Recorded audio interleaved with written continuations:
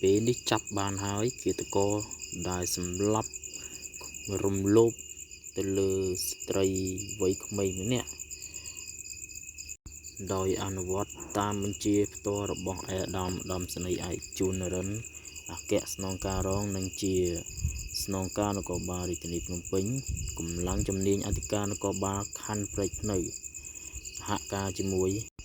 កម្លាំងជំនាញផែនការនគរបាលព្រហ្មទណ្ឌនៃស្នងការនគរបាលរាជធានីភ្នំពេញបានបំបែកសំណុំរឿងករណីអំពើឃាតកម្មដោយមានទរណកម្មអំពើឃោរឃៅឬអំពើរំលោភសេពសន្តិវៈយកថ្នាំងងុយដេកដាក់ក្នុងភេសជ្ជៈឲ្យជនរងគ្រោះផឹកហើយការរំលោភប្លន់យកទ្រព្យសម្បត្តិជនរងគ្រោះបង្ក្រាបឃាត់ខ្លួនជនសង្ស័យចំនួន3នាក់នៅថ្ងៃទី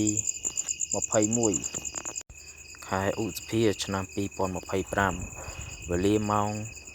12:30 នាទីថ្ងៃត្រង់នៅចំណុចក្នុងបន្ទប់ទឹកសាលាបឋមសិក្សាវត្តគ្រួសស្ថិតនៅក្នុងវត្តចេស្ថាឧត្តមហៅវត្តគ្រួសផ្លូវជាតិលេខ 5 ភូមិគ្រួសសង្កាត់សំរោងខណ្ឌព្រែកភ្នៅរាជធានីភ្នំពេញកាលពីវេលាម៉ោង 1:27 នាទីយប់អធ្រាត្រឈានចូលថ្ងៃទី21 ខែឧសភាឆ្នាំ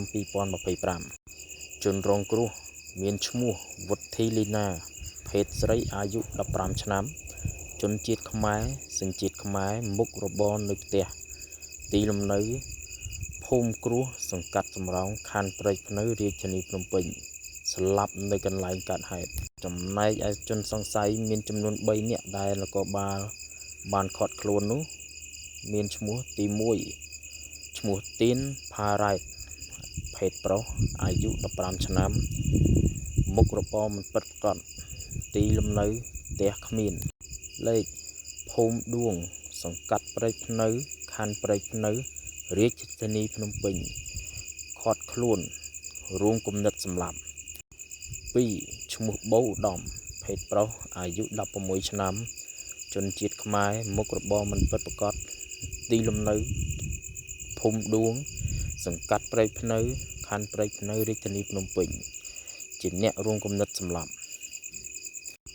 និងទី3ឈ្មោះសុកច័ន្ទសវណ្ណសេងភេទប្រុសអាយុ18ឆ្នាំជនជាតិខ្មែរមុខរបរមិនពិតប្រាកដមានទីលំនៅ